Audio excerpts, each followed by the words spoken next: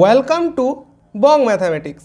Hello viewers, তোমাদের মধ্যে যারা এস্টেট 2024-এর জন্য ফর্ম ফিল আপ করেছো তাদের ক্ষেত্রে একটা নতুন আপডেট রয়েছে।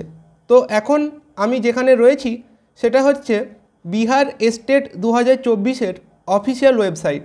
তো এখানে আমরা দেখতে পাচ্ছি যে একটা নতুন নোটিফিকেশান এসেছে 5 নম্বর পয়েন্টে 16ই জানুয়ারি 2024।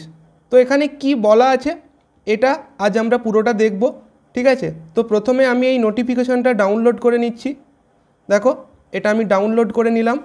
তো এখানে কি বলেছে দেখে নিচ্ছি যে এস্টেট 2024-এ সেকেন্ড ডামি অ্যাডমিট কার্ড এবং কি বলছে অনলাইন কারেকশান যে ভুলগুলো হয়েছিল, অর্থাৎ তোমরা এখনও অবধি 12ই জানুয়ারি থেকে 17ই জানুয়ারি যারা এডিট করেছো তাদের ক্ষেত্রে আবার কিন্তু চান্স আছে দ্বিতীয়বার নিজের ভুলগুলো চেক করে নেওয়ার।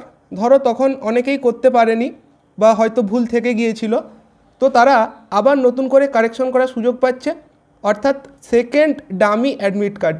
মনে রাখবে এটাই কিন্তু লাস্ট চান্স, কারণ এস্টেট ক্লিয়ার করলে যে সার্টিফিকেটটা তোমাদের দেওয়া হবে ওখানে যদি কোনো রকম ভুল থেকে যায় তখন কিন্তু পরবর্তী সময়ে বিপিএসসি টিচার রিক্রুটমেন্ট এক্সামিনেশনে তোমার কিন্তু প্রবলেম হবে।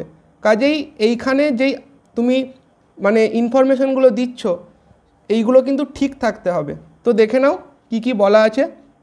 যে এখানে জানানো যাচ্ছে যে এস্টেট 2024-এর সেকেন্ড ডামি অ্যাডমিট কার্ড তোমরা দেখতে পাবে কবে থেকে, 18 জানুয়ারি 2024 থেকে 24শে জানুয়ারি 2024 এর মধ্যে তোমরা সেকেন্ড ডামি অ্যাডমিট কার্ড দেখতে পাবে এবং বলছে এই টাইমের মধ্যে ডাউনলোড করে নিতে হবে।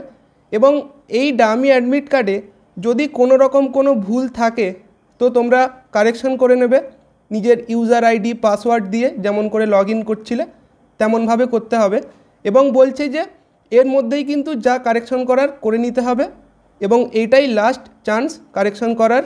এরপর অর্থাৎ 24শে জানুয়ারি 2024 এরপর কিন্তু আর কোনো রকম কারেকশন করতে পারবে না।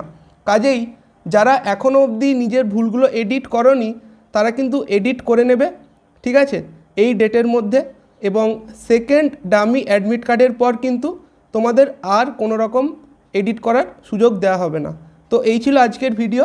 যদি কারো কোনো কোয়ারি থাকে কমেন্টে জানিও। Thanks for watching.